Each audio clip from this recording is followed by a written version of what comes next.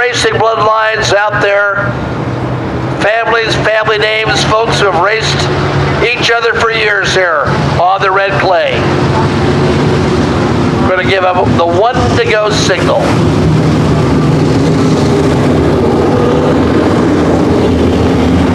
Two great veterans in flying haulers up front.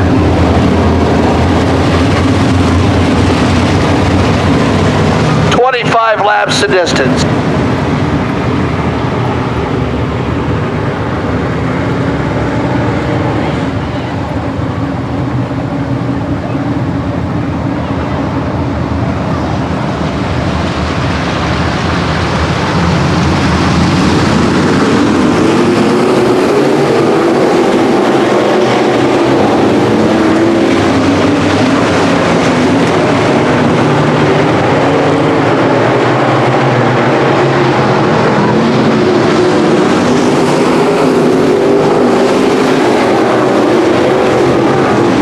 That's a 32 who tried to Danny Sullivan in turn number 2 and didn't quite execute it all the way through.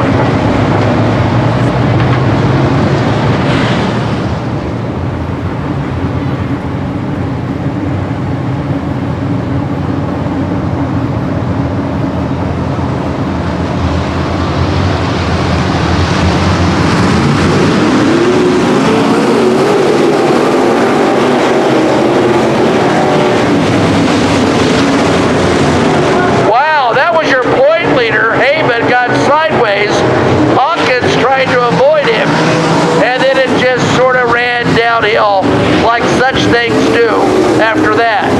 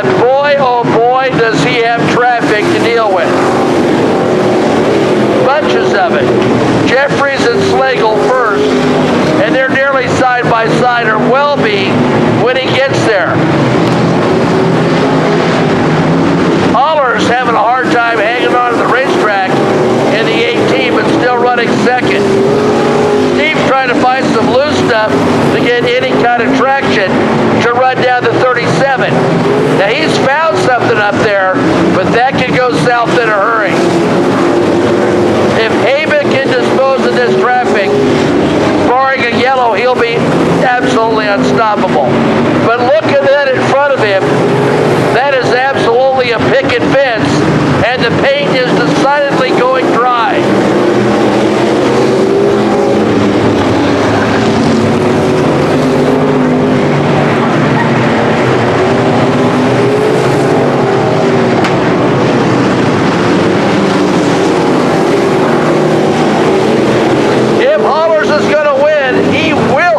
Chuck him from the cheap seats.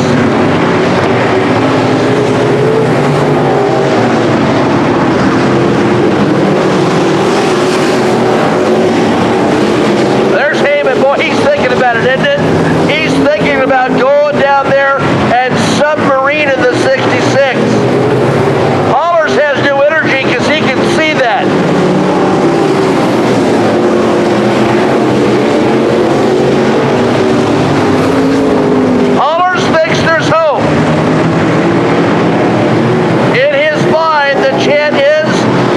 I think there's a chance. Okay, risky business for Heyman, and that may be the winning move. That created herd protection. And with 5 to go, your point leader's going to be tough to stop. Had a 25-point bulge over Jack Fry coming in.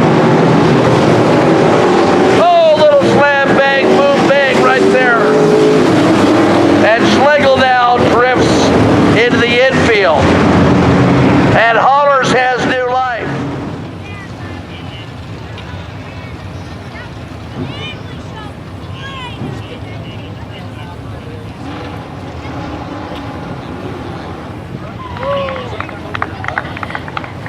Well, here he is, out of the car again. Jason, this isn't getting old for me. How about for you?